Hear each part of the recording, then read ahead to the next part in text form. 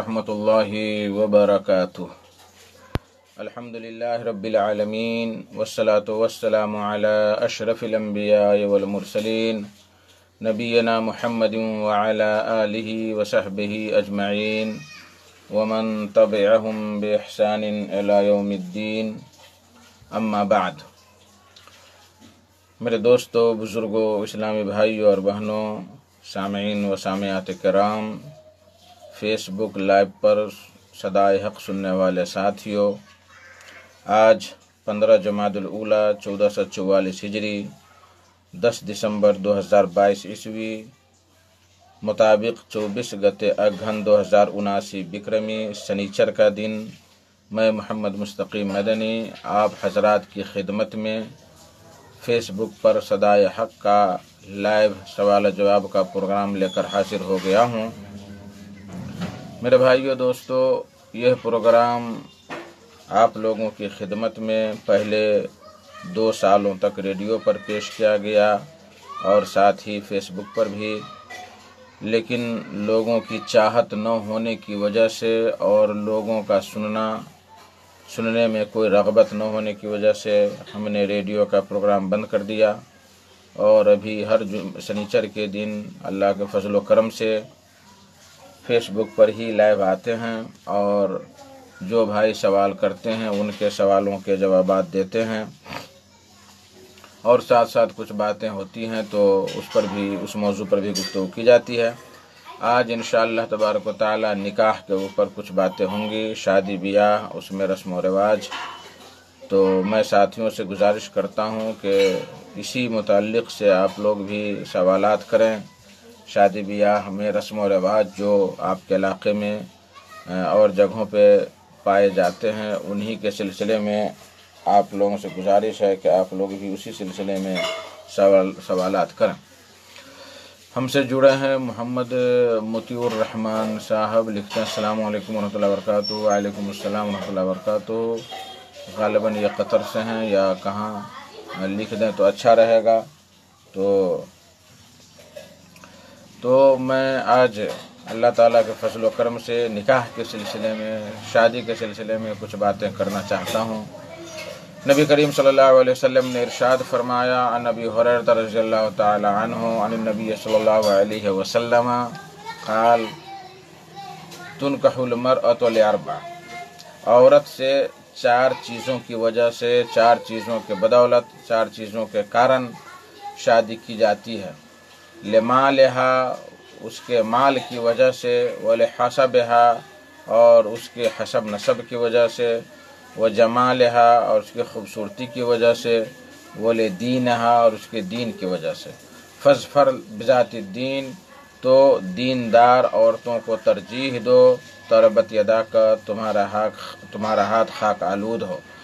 बुखारी हदीस नंबर 50-90 और मुस्लिम हदीस नंबर 1466। तो इस हदीस से मालूम होता है कि नबी करीम सल्लल्लाहु अलैहि वसल्लम ने लोगों को ख़बर दिया कि लोग 4 चीज़ों की वजह से औरतों से शादी क्या करते हैं। 4 चीज़ों की वजह से औरतों से शादी क्या करते हैं। कोई आदमी माल को तरजीह देता है, कोई हसब नसब और ख़ानदान को तरजीह देता है, बहुत सारे लोग खूबसूरती को तरजीह देते हैं और कुछ कम ही लोग हैं जो दीनदारी को तरजीह देते हैं। तो नबी सल्लल्लाहु अलैहि वसल्लम ने फरमाया कि दीनदारी को हमेशा तरजीह दिया करो, इसी में तुम्हारे लिए भलाई और इसी में तुम्हारे लिए फ़ायदा है।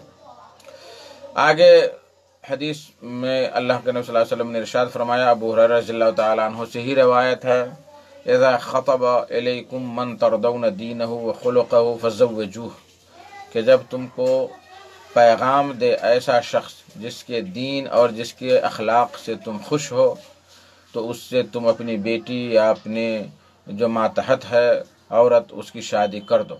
इल्ला तफ़अलू तकुन फितनतुन फिल अर्दि व फसादुन अरीद, अगर तुम ऐसा नहीं करोगे तो बहुत बड़ा फितना ज़मीन में बर्पा होगा और बहुत लंबा चौड़ा फसाद बर्पा हो जाएगा। ये तिरमिज़ी शरीफ की रवायत है, हदीस नंबर 1084, और शेख अलबानी ने इसको हसन करार दिया। यहाँ देखिए नबी करीम सल्लल्लाहु अलैहि वसल्लम ने जो इरशाद फरमाया कि जब तुमको अच्छे दीनदार اور ایسا آدمی جس کے اخلاق و کردار سے تم راضی ہو تو اس سے تم اپنی بچی، اپنی بہن یا جو بھی ہے اس سے شادی کر دو۔ اگر ایسا نہیں کرو گے تو بہت بڑا فتنہ برپا ہوگا۔ آج بہت سارے ایسے لوگ ہیں جو دیندار ہیں، اخلاق مند ہیں اور دین میں اعلیٰ درجہ رکھتے ہیں، لیکن وہ شادی کے بندھن سے محروم ہیں کہ ان کے پاس مال نہیں ہے، ان کے پاس شہرت نہیں ہے، ان کے پاس دولت نہیں ہے۔ تو یہ جو دولت، جو ایک معیار ہمارے زمانے میں اور ہم لوگوں نے ایک معیار بنا لیا ہے کہ یہی لڑکا اگر مالدار ہے، لڑکا اگر کیا کہتے ہیں وہ سروس ہولڈر ہے تب بھی ہم شادی کریں گے، اس کا دین اور اس کا اخلاق جدھر جائے اس سے فرق نہیں پڑتا ہے۔ تو اس سے جو ہے بہت بڑا فتنہ حقیقت میں برپا ہوتا ہے، اور آئے دن طلاق کی نوبت آتی ہے، فتنہ فساد کی نوبت آتی ہے، پنچایت اور میٹنگ کی نوبت آتی ہے، ساری پریشانیاں ہوتی ہیں انہی ساری وجہوں کی وجہ سے۔ تو میرے بھائی اور دوستو، ہمیں اخلاق اور دینداری کو ترجیح دینا ہے، اسی میں ہمارے معاشرہ کا سدھار ہوگا اور ہمارا معاشرہ جو ہے پنپے گا اور آگے بڑھے گا۔ میرے بھائیو دوستو، اسی طریقے سے نبی کریم صلی اللہ علیہ وسلم، حضرت عبداللہ بن مسعود رضی اللہ تعالیٰ عنہ کی روایت ہے کہ نبی صلی اللہ علیہ وسلم نے لوگوں کو ابھارا ہے، جوانوں کو ابھارا ہے کہ شادی کرو، شادی پر ابھارا ہے، جیسا کہ فرمایا اللہ کے نبی صلی اللہ علیہ وسلم نے کہ یا معاشر الشباب من استطاع منکم الباءۃ فلیتزوج فإنه اغض للبصر واحسن للفرج ومن لم يستطع فعلیہ بالصوم فإنه له وجاء، کہ اے نوجوانوں کی جماعت، تم میں سے اگر کوئی شخص شادی یا معاشر شباب من استطاع منکم الباء، جو تم میں سے کسی کے پاس دو چیز کی طاقت ہو، ایک جسمانی طاقت اور ایک مالی طاقت ہو، یعنی بیوی کو کھانا کھلانے کی طاقت ہو، تو چاہیے کہ وہ شادی کر لے، کہ اس شادی سے اس کی نظر نیچی رہے گی اور اس کی شرمگاہ کی حفاظت ہوگی، نظر نیچی رہے گی اور شرمگاہ کی حفاظت ہوگی تو شادی کر لینا چاہیے۔ اور اگر جو ایسا جس کے پاس طاقت نہیں ہے تو اس کو چاہیے کہ وہ روزہ رکھے، اس لیے کہ روزہ رکھنے سے نفس دبتا ہے اور شہوات جو ہیں، شہوات نفس وہ نیچے ہوتی ہے، دبتی ہے۔ تو اس حدیث میں بھی نبی کریم صلی اللہ علیہ وسلم نے جوانوں کو شادی پر ابھارا ہے، اور چونکہ شادی سارے انبیاء کرام کی سنت ہے، ہمارے نبی کریم صلی اللہ علیہ وسلم نے شادیاں کی، اور ایک نہیں بلکہ 9 شادیاں کی ہمارے نبی کریم صلی اللہ علیہ وسلم نے۔ تو شادی سے ہی دنیا کا چلن ہے، اور یہ دنیا کی جو نسل ہے، آگے بڑھنا ہے، یہ سب شادی ہی سے ممکن ہے۔ تو میرے بھائیو دوستو، اس کو ہمیں آگے بڑھانا ہے۔ ہمارے پرانے زمانے میں، سلف صالحین کے زمانے میں، نبی کریم صلی اللہ علیہ وسلم کے زمانے میں شادی ایک آسان چیز تھی، دو آدمی جاتے اور نکاح پڑھا کر کے وہاں سے لے آتے، پھر کل ہو کر کے ولیمہ کرتے، 10 بھائیوں کو کھانا کھلاتے اور معاملہ ختم۔ اس لیے نبی کریم صلی اللہ علیہ وسلم فرمایا کرتے تھے کہ اعلنوا ھذا النکاح، نکاح کو جو ہے، نکاح کا اعلان کرو، نکاح کا جو ہے۔ ایک دوسری حدیث ہے کہ عائشہ رضی اللہ تعالیٰ عنہ کی حدیث ہے کہ ان اعظم النکاح برکتاً ایسرہن معونۃ، کہ نکاح برکت کے اعتبار سے وہ نکاح سب سے بہترین ہے، یا اس نکاح میں سب سے زیادہ برکت ہوگی جس کے اندر بہت کم خرچ ہوا ہوگا، جس کے اندر بہت سے کم خرچ ہوا ہوگا۔ اسے کو مسند احمد نے روایت کیا 24,529، اور یہ حدیث سند کے اعتبار سے ضعیف ہے، لیکن اس کے بدلے میں ایک دوسری حدیث ہے عائشہ رضی اللہ تعالیٰ عنہا ہی کی، کہ اس میں نبی کریم صلی اللہ علیہ وسلم نے ارشاد فرمایا کہ اعظم النساء برکتاً ایسرہن صداقاً، کہ وہ عورت سب سے زیادہ بابرکت ہے، وہ عورت سب سے زیادہ بابرکت ہے جس کا مہر سب سے کم ہے اور آسان ہے۔ آج یہ عرب میں مہر کو لے کر کے شادیاں نہیں ہوتی ہیں کہ لڑکیاں مہر زیادہ مانگتی ہیں، اور وہاں لڑکیاں مہنگی ہیں مہر کے اعتبار سے، اور ہمارے ملک میں لڑکیوں کی کوئی قدر اور کوئی قیمت نہیں ہے۔ جس طرح سے بھی ہو لوگ لڑکی والے کو پریشان کرتے ہیں، اور آسانی کیا بلکہ آسانی میں بھی آسانی، سختی سے بھی سختی چاہتا ہے انسان کہ سختی سے سختی پیدا کرے اس میں۔ تو میرے بھائیو دوستو، آج دیکھا گیا ہمارے معاشرے میں کہ کہ وہ آدمی جس کے پاس پیسے نہیں ہوتے ہیں وہ بیچارے چندہ کر کے بھیک مانگ کر کے اپنی بچیوں کی شادی کرتے ہیں، اور جو لڑکا والے ہیں وہ حرام خوری کرنے کے لیے اس کو کہہ دیا جاتا ہے کہ بھائی 20 آدمی سے 25 آدمی سے یا 100 کے نیچے ہی آئیے، لیکن وہ 200 300 لے کر کے بارات آتے ہیں، لگتا ہے کہ باپ کی کمائی ہوئی یہاں دولت ہے اور اس کو صرف کھانا ہے اور ہڑپنا ہے۔ تو میرے بھائیو دوستو، تو اس لیے اسلام نے نکاح کو بہت ہی آسان طریقہ دکھلایا ہے، بتلایا ہے۔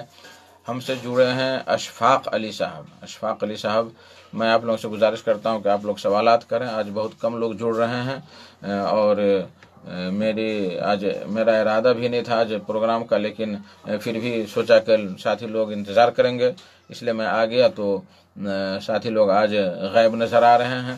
تو بہرحال چند منٹ اور بول کر کے میں آپ لوگوں سے رخصت ہوں گا، اگر ساتھی لوگ سوال نہیں کریں گے تو میں یہ کہنا چاہ رہا ہوں کہ نکاح ایک بہت ہی مبارک اور بہت بابرکت چیز ہے۔ اس کو ہم جتنا آسان بنائیں اتنا بہتر ہمارے لیے ہے، جتنا آسان بنائیں اتنا ہی ہمارے لیے بہتر ہے۔ تو میرے بھائیو دوستو، ہم نے دیکھا کہ ہم سے جڑے ہیں، کیا ہے یہ ماہ نور خاتون، ماہ نور خاتون، یہ کسی بہن کا نام ہے، تو وہ ہم سے جڑی ہیں۔ تو آپ لوگوں سے گزارش ہے کہ ہم سے سوالات کریں تاکہ وقت اس میں گزرے۔ ہاں، تو میں کہہ رہا تھا کہ نکاح ایک آسان چیز ہے، اور ہمارے کئی مثالیں ہیں، ایسی کئی مثالیں ہیں۔ فاطمہ رضی اللہ تعالی عنہ کا نکاح ہوا، حضرت علی اور چند آدمی آ کر کے نکاح ہوا، اور پھر شام کو نبی کریم صلی اللہ علیہ وسلم ان کو جو ہے اپنی بیٹی کو لے جا کر کے پہنچا دیا علی کے یہاں کہ یہ بیٹی یہ تمہارے شوہر کا گھر ہے، اس کے یہاں رہو۔ اشفاق صاحب لکھتے ہیں کہ السلام علیکم ورحمۃ اللہ وبرکاتہ۔ وعلیکم السلام ورحمۃ اللہ وبرکاتہ۔ شیخ، ہمارے سماج میں مہر کیسے کم کیا جائے؟ جزاکم اللہ خیر۔ اب مہر کم کیا جائے اس پر نہیں فکر کیجیے، جہیز کیسے روکا جائے، کیسے کم کیا جائے، اس پر غور و فکر کریں۔ مہر تو الحمدللہ کم ہی ہوتا ہے، لیکن جہیز جو لوگ نقد لیتے ہیں تو لڑکی والے بھی غصہ میں آ کر کے جتنا دیتے ہیں اتنا جو ہے مہر اس پر نافذ کرتے ہیں۔ تو سب سے اہم چیز ہے کہ کیسے ہم جہیز کو ختم کریں، اور مہر تو آسان چیز ہے، مہر تو آسان چیز ہے، کوئی مشکل والی بات نہیں ہے۔ جتنی طاقت ہے اس کو جمع کرنے کی فی الفور، اور مجلس میں یا بیوی سے ہم بستری کرنے سے پہلے، تو وہ زیادہ بہتر ہے۔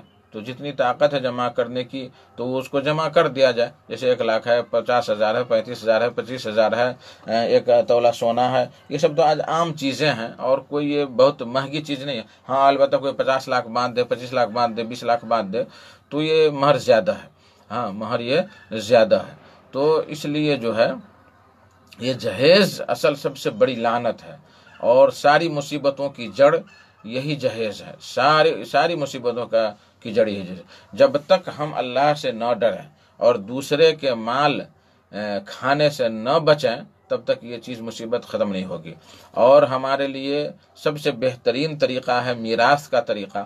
میراث کے طریقے کو رائج کریں، اور باپ کے دولت میں جس طرح سے بیٹا کا دوہرا حق ہے اس طرح سے بیٹی کا حق ہے۔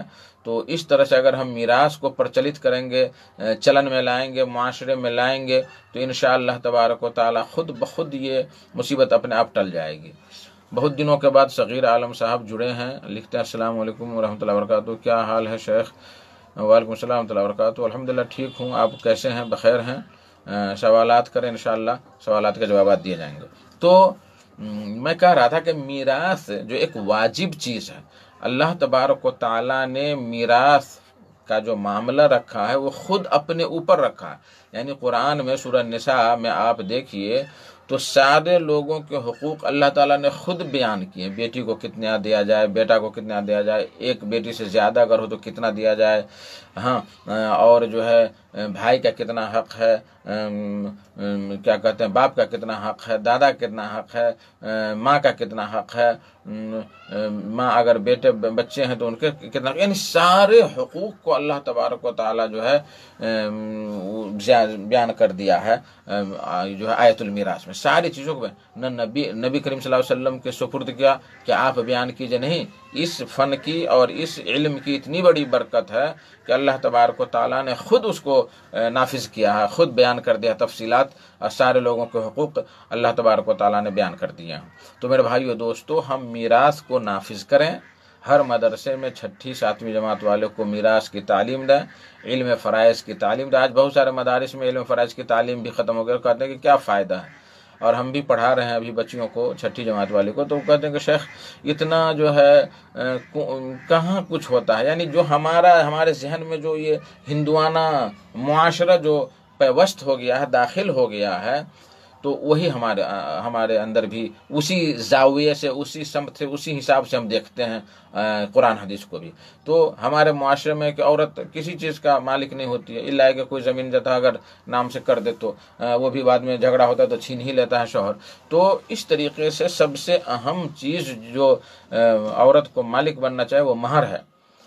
باپ کے حصہ میں سے اگر اکیلی ہے تو آدھے کا مالک ہے، اور اگر 2 ہے تو 2/3 کا مالک ہے، اور اگر بھائی کے ساتھ ہے تو بھائی کو دوہرا ملے گا اور بیٹی کو ایکھرا ملے گا.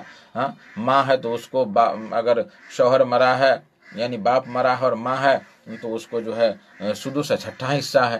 بیوی ہے اور جو شوہر مرا ہے اس کا اگر بال بچہ نہیں ہے تو اس کو جو ہے 4تھائی حصہ ملے گا، اور اگر بال بچے ہیں تو اس کو 8واں حصہ ملے گا. ساری چیزوں کا ذکر اللہ تبارک و تعالیٰ نے بیان کر دیا ہے. اس چیز کو ہم نافذ کریں تو اپنے آپ جہیز ختم ہو جائے گا. یہ جہیز جو شیطانی چیز ہے یہ اپنے آپ جہیز ختم ہو جائے گا. بہت بڑا ظلم، بہت سارا گھر بلٹ گیا، بہت سارا جو ہے گھر اجڑ گیا، اور لوگ روڈ پر آ گئے اس کو لے کر کے، لیکن پھر بھی بے شرم لڑکا والا جو ہے اس مصیبت میں بھی مانگتے ہیں اور مانگتے رہتے ہیں. اللہ بچائے. تو میرے بھائیو دوستو، ہمیں کہہ رہے تھے کہ نکاح کو ہم آسان بنائیں. آج کل ایک نئی چیز آ گئی ہے، دیکھیے نکاح میں جو ہوتا ہے وہ تو مصیبت ہے ہی ہے. آج کل جو ہے پھیتا باندھنے کی مصیبت آئی ہے. جہاں منڈپ رہتا ہے، جہاں مجلس رہتی ہے نکاح کی، جہاں بارات لوگ بیٹھتے ہیں، تو وہاں جو ہے پھیتا باندھتے ہیں. بہت سارے جگہوں پر کیلا کا پیڑ جو ہندو لوگ کرتے ہیں اس کو گاڑ کر کے ادھر اور ادھر، اور اس کو جو ہے وہ لوگ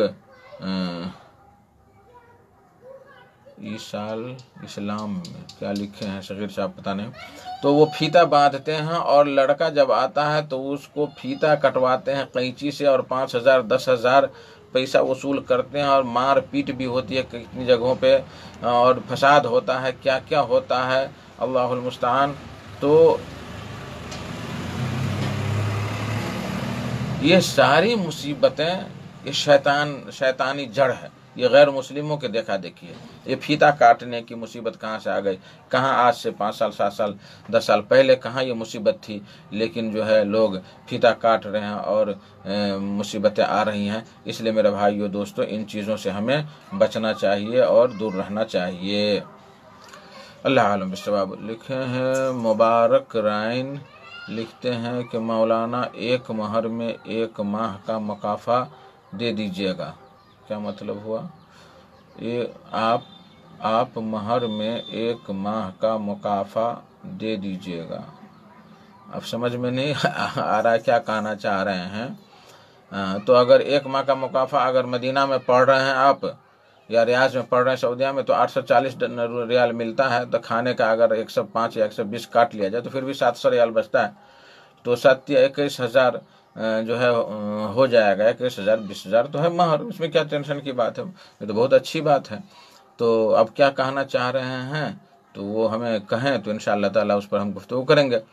تو مبارک صلی شیخ، میں اشفاق کو بولا ہوں.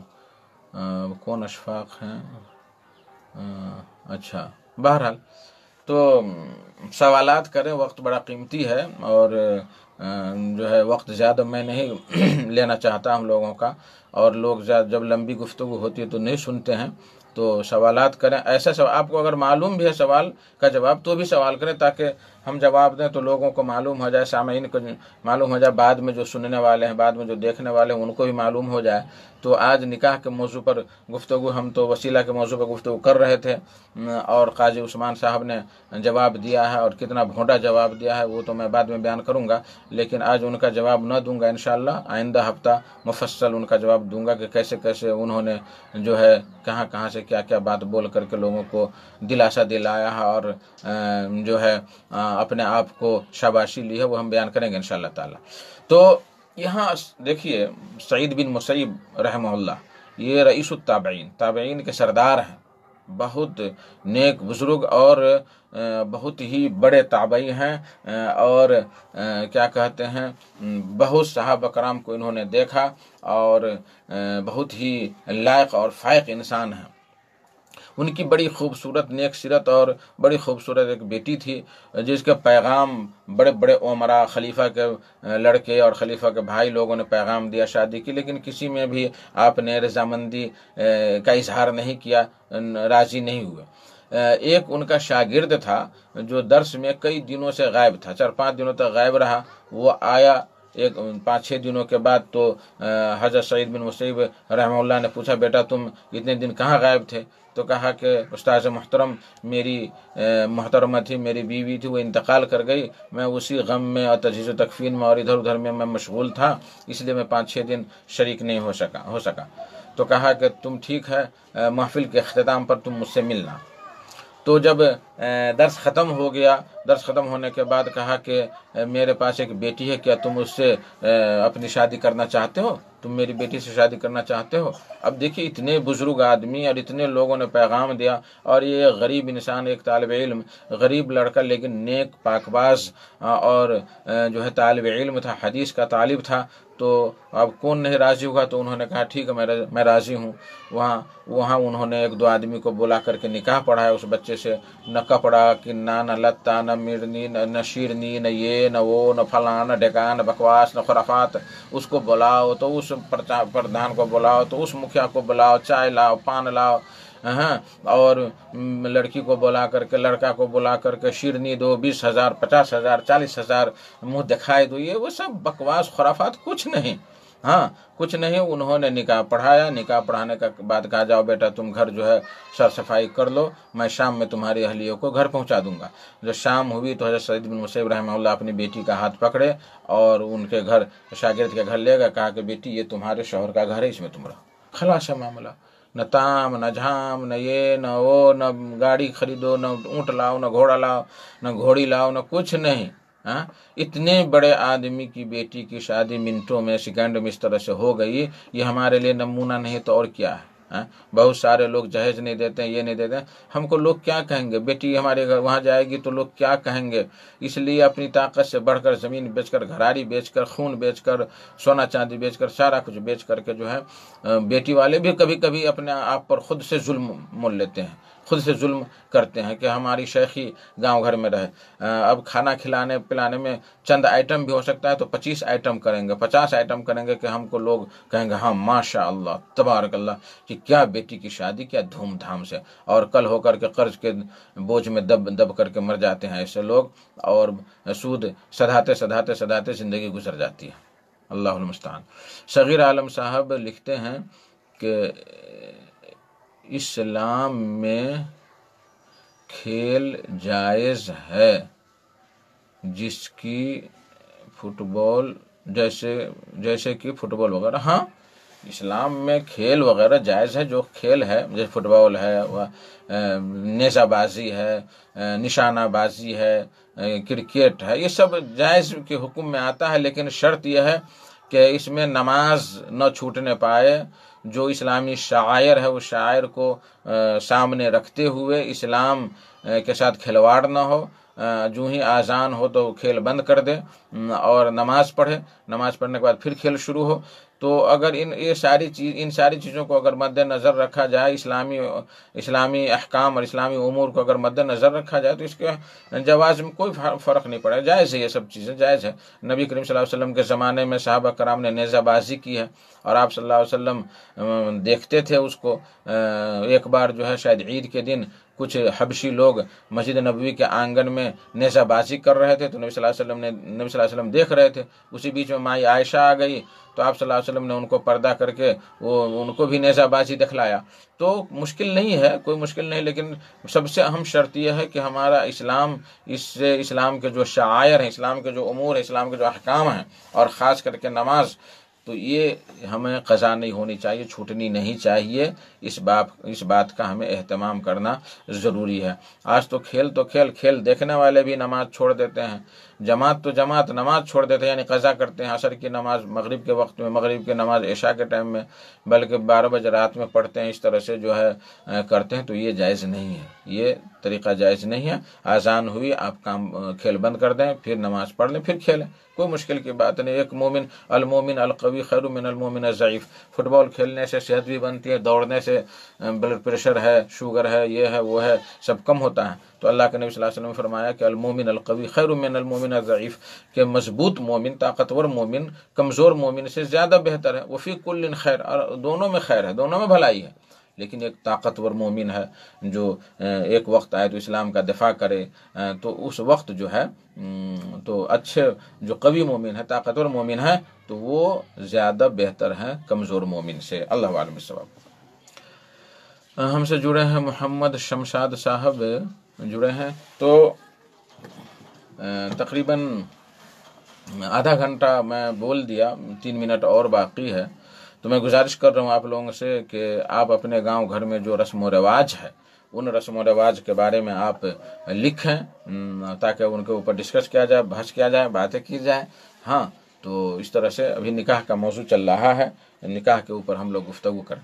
تو میرے بھائیو دوستو، میں یہ کہہ رہا تھا کہ نکاح کے بارے میں ہم اپنی بیوی کو یا اپنی بہو کو ہم تلاش کریں، تو اس میں ہم دینداری کو فوقیت دیں۔ دینداری کو، بہت سارے لوگ کہتے ہیں کہ بیٹی پڑھی لکھی ہے کہ نہیں، میٹرک پاس ہے کہ نہیں ہے، BA ہے کہ نہیں، +2 ہے کہ نہیں، فلاں ہے کہ نہیں ہے، لیکن یہ ہے وہ جو ہے کہ دیندار ہے کہ نہیں۔ ہر پڑھی لکھی لڑکی دیندار نہیں ہوتی ہے، بہت ساری فاحشہ ہوتی ہے، بدتمیز ہوتی ہے۔ تو پڑھی لکھی ہونے کے ساتھ ساتھ اگر دیندار ہے تو یہ سب سے اہم چیز ہے۔ اشفاق صاحب لکھے ہیں، کیا ہم وسیلہ سے دعا مانگ سکتے ہیں؟ شکرا۔ ہاں، اس سے پہلے والے آپ ہمارے فیس بک پہ دیکھیں تو آپ کو تفصیل سے گفتگو ملے گی۔ 3 ہفتے سے میں اس موضوع پہ گفتگو کر رہا تھا، اور 3 طریقے، جائز طریقے ہیں وسیلے کے، جو میں نے بیان کیا۔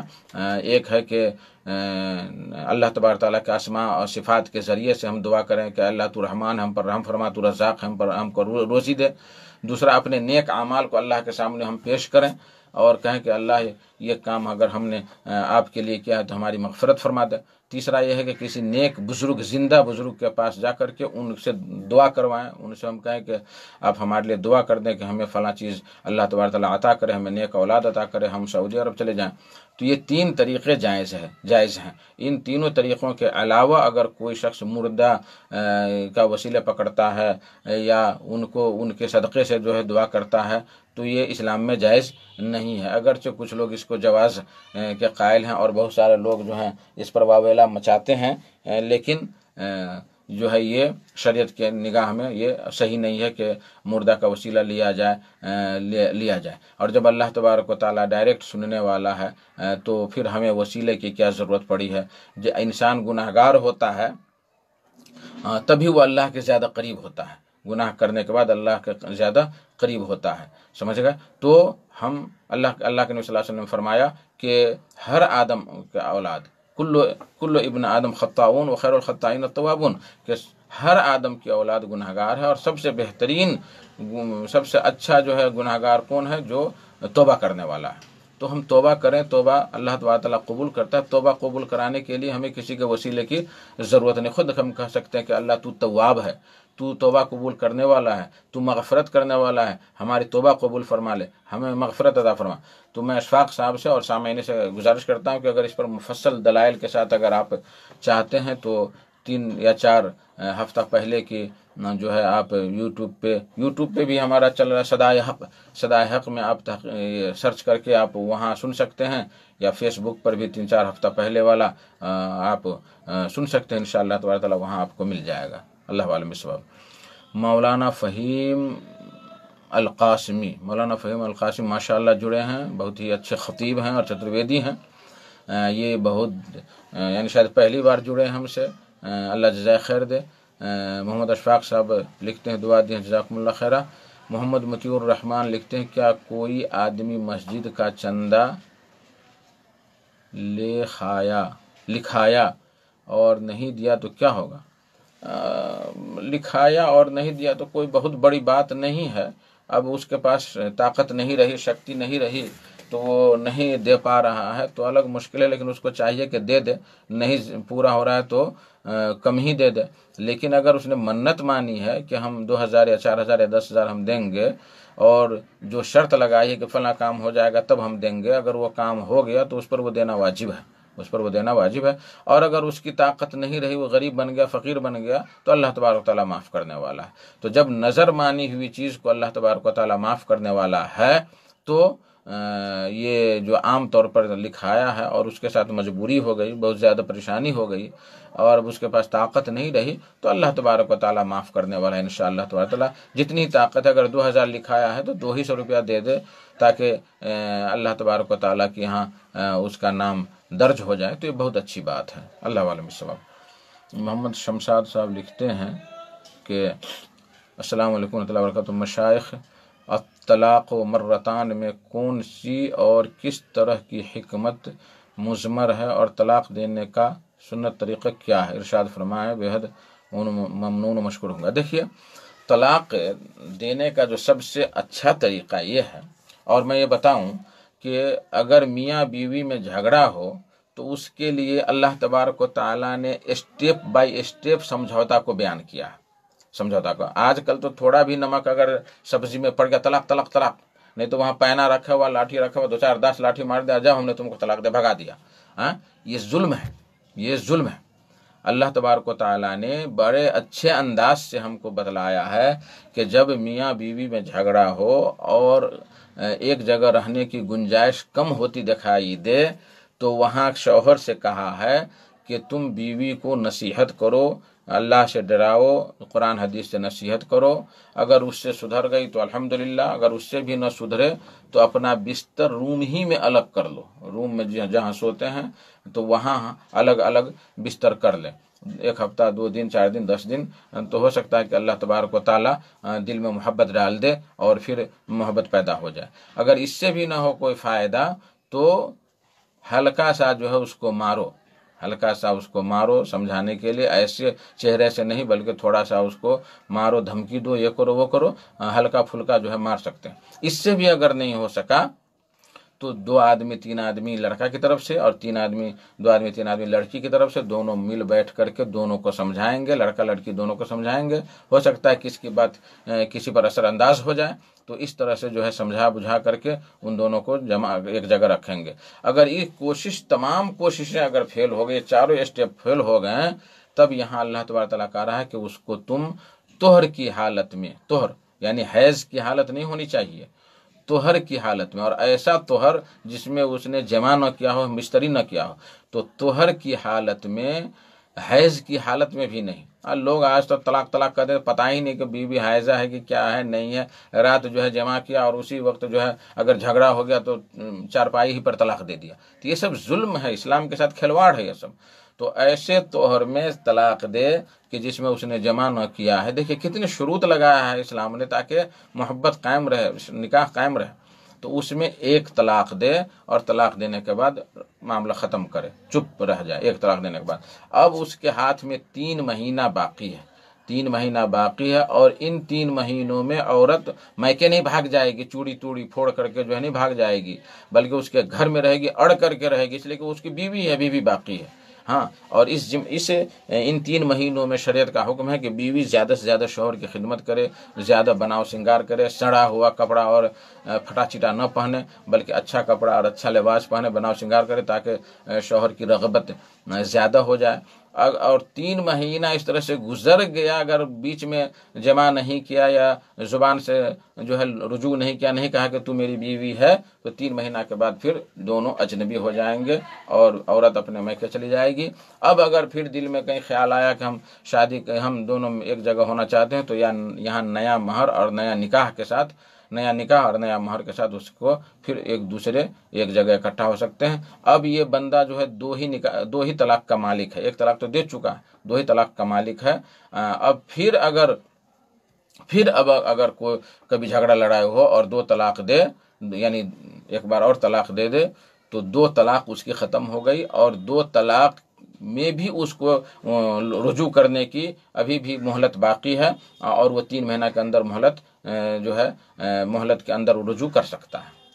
لیکن اگر دونوں طلاق دے دیا، اب تیسری طلاق کی نوبت آ رہی ہے کس زمانہ کے بعد، تو پھر وہ اس کے ہاتھ سے نکل جائے گی، جب تک کہ وہ کسی دوسرے مرد سے جو ہے حلال شرعیہ، یعنی خود سے بغیر ایگریمنٹ کے، بغیر کچھ کہے ہوئے کسی دوسرے مرد سے شادی کیا، 2 سال 4 سال 10 سال رہے، پھر جھگڑا ہوا، پھر پرانے کے پاس وہ طلاق دے دیا، پھر پرانے کے پاس آنا چاہے، تو اس وقت یہ جو ہے طلاق مغلظہ کے بعد یہ معاملہ 3 طلاق کے بعد، تو یہ اسلام نے ہمیں اس طریقے سے دیا۔ 3 مہینہ ہر ایک طلاق کے بعد، 2 طلاق کے بعد جو ہے ہمیں یہ مراجعہ کرنے کی، ہمیں لوٹانے کی ہمیں اسلام نے مہلت دی ہے، سدھارنے کی مہلت دی ہے، سمجھنے بوجھنے کی مہلت دی ہے، شرمندگی اٹھانے کی مہلت دی ہے کہ بال بچے ہیں اور بیوی چلی جائے گی، گھر اجڑ جائے گا، بچے کیسے ہو جائیں گے، بہت سارا گھر اجڑ گیا، بہت سارے بچے برباد ہو گئے، بلٹ گئے،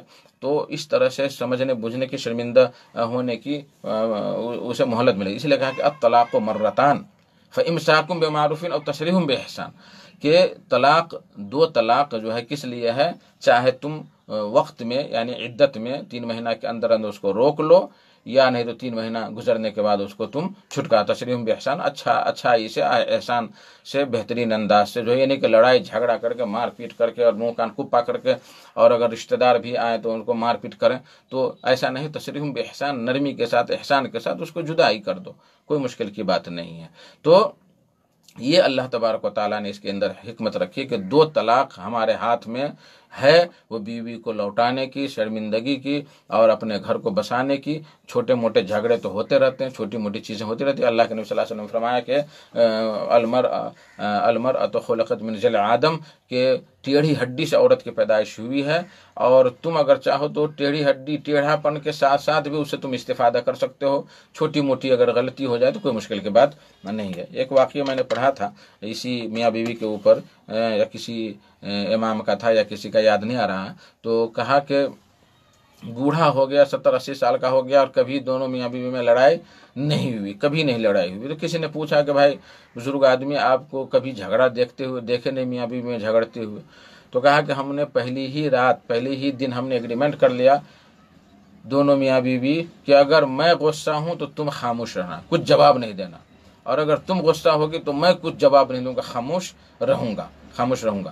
تو اس طرح سے مرد جب غصہ ہوتا ہے، اس وقت بیوی اگر کچھ بول دے تو اور غصہ بڑھ جاتا ہے، یا اگر بیوی غصہ ہوتی ہے اور شوہر کچھ ٹوک دے تو اور مزید غصہ ہو جاتی ہے، اور پھر وہ غصہ ناچاقی کی دعوت دینے لگتا ہے، اور پھر طلاق کی نوبت آ جاتی ہے۔